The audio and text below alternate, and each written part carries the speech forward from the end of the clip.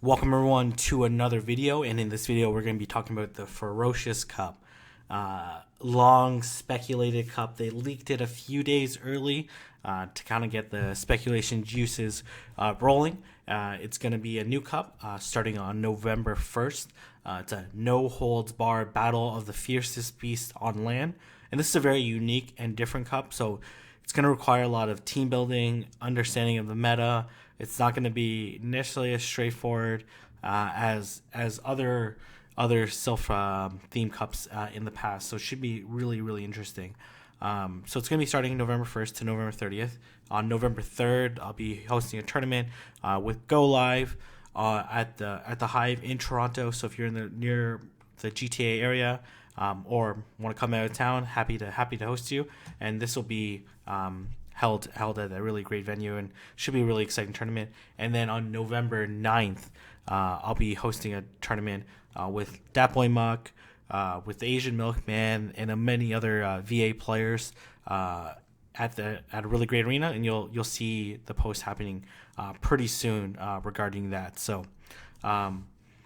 When we go ahead and take a look at the rules, so you bring 6 unique Pokemon, as we know already, Great League. Rather than focus on Pokemon types, the Ferocious Cup will be limited to land-based Pokemon that walk on 4 legs or two legs with a tail, with a few exceptions. Amphibian Pokemon, monkeys, and humanoid Pokemon are not permitted in this month's cup. Grass, flying, and bug types are also not permitted in the Ferocious Cup, and Bastiodon and starter Pokemon are not permitted in the Ferocious Cup.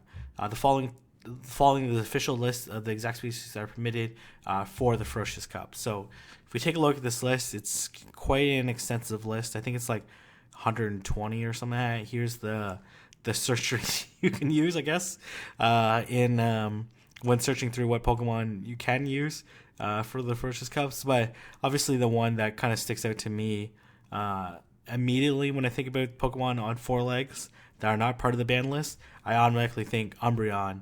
Umbreon is like the only clear one in my mind. I'm like, Umbreon is so amazing that it's almost for sure going to be on your team, especially with the new Snarl buff. But let's go ahead and go to pvpoke.com. Just go to ranking, drop down to Ferocious Cup, and you can see that Umbreon is ranked number 1.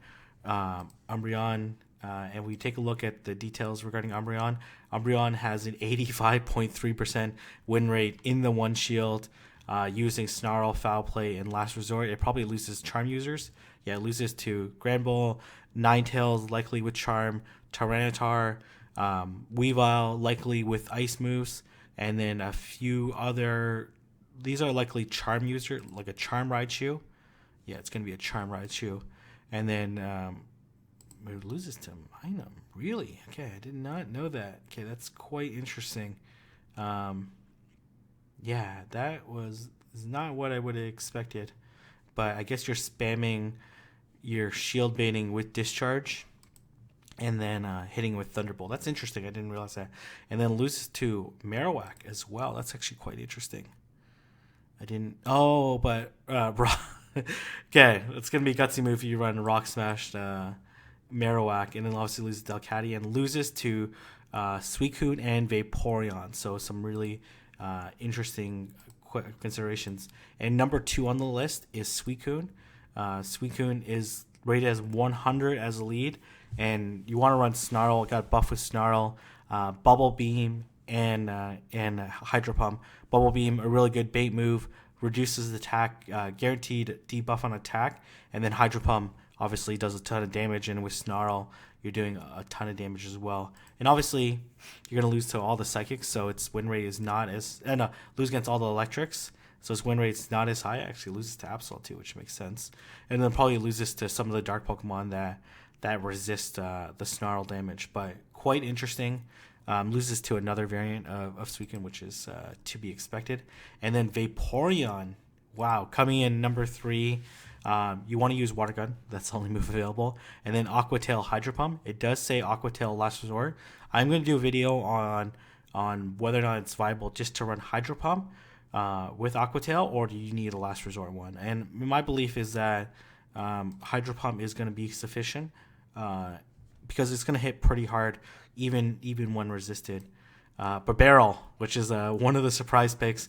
Water Gun Surf, which is a really great moveset, and then it's Hyper Beam and Hyper Fang. So in the one shield, it wins 70% of its matchups, and it's a water normal type. So it's gonna get stab on its water types, and Surf is a really really good move, and Hyper Fang is gonna give it some like really clutch wins, and it's gonna be stab, Hyper Fang as well, and then Alolan Ninetales. So these Pokemon are like especially these three are pretty similar. They're gonna hit you with water moves. They have like pretty like spammy type moves, especially with Snarl, Bubble Beam, and Water Gun Aqua Tail and Water Gun Surf. Those are pretty spammy type moves and definitely shield breakers. And then Vaporeon potentially has Hydro Pump, and then Suicune has Hydro Pump to KO.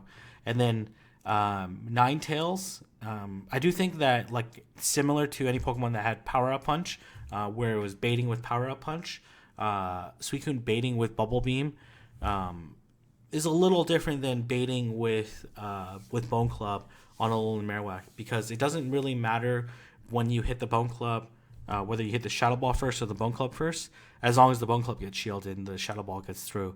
With Suicune, it matters a little bit because you want to hit the Bubble Beam early so they get the attack debuff, and then hit them with the Hydro Pump.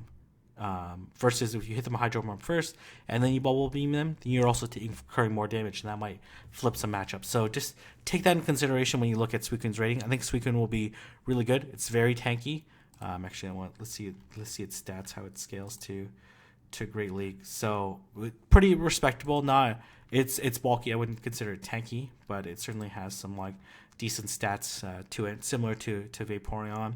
And then we see some Pokemon like Alolan Ninetales with Charm that's probably specifically designed to take down Umbreon.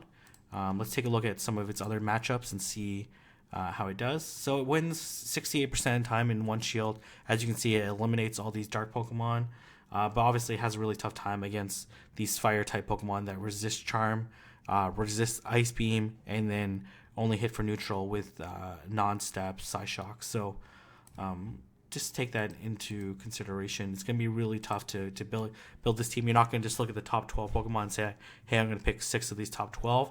You might have to look at the top 25 and build a really interesting team construct. And we should be able to see people use a whole different variety of Pokemon to win. We see Piloswine. I'm curious on what Piloswine is designed to beat. I guess the Electrics. I would have to dive a little bit more into it, or Piloswine, however you want to say it. Lanoon is always a really great Pokemon. Has Grass Knot and Dig. Dig is really interesting. I guess Thunder, probably not going to be that useful. But I'm curious on what Dig is designed to take out. I guess Alolan Marowak would be one. But I imagine, I'm curious on that one.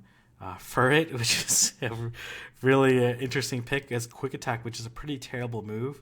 I guess it's designed to beat Lanoon and some of these other top picks, but especially since it has Brick Break. But Quick Attack is a pretty bad fast move. I'm not sure on Furret as a potential Pokemon, but we'll see as we dive more into the meta. Fury Cutter is legacy, to take that into consideration. You could run Poison Jab, but it doesn't generate energy quite as fast as Fury Cutter. Granbull, another interesting pick designed to take down Umbreon. Alolan Raticate. I'm curious on its matchup with, it's still suggesting Quick Attack. Quick Attack I don't think is that good of a move. Let's take a look.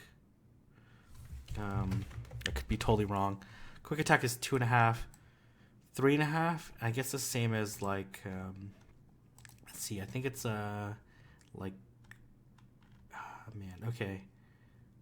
like Sucker Punch, like Metal Claw. Those are not like great moves, to be honest. So, surprised so many Pokemon get recommended Quick Attack, but I guess it's just hits for neutral damage.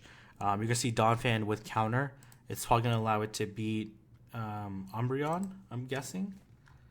Let's see. Let's take a look at this matchup. It's a little squishy, so take that into consideration. It doesn't reliably beat Umbreon, so not really sure on how it plays in the meta. Shelgon with Dragon Breath, Flamethrower, Dragon Pulse is interesting. Fire Spin, Alolan Marowak, Skunk Tank. Yeah, this is gonna take me a little while to dive into this meta, so bear with me. Let me know if you want me to do a stream tonight, covering the Ferocious Cup and some of the material. I have a lot of dust to spend and some Pokemon that I want to power up. So some interesting picks, but this is gonna take me a little while to dive into this meta. So bear with me as I try to figure things out on my own, so I can share the material with you. But let me know if you want to see a live stream tonight, and if you're excited for this cup. What are some of your interesting picks besides the top 4? Tell me the top 3 Pokemon that you're most excited to use that I think will be meta relevant and what their use are. So anyways, I'm going to leave it there. If you guys like this video, don't forget to like, comment, and subscribe, and I'll see everyone in the next video.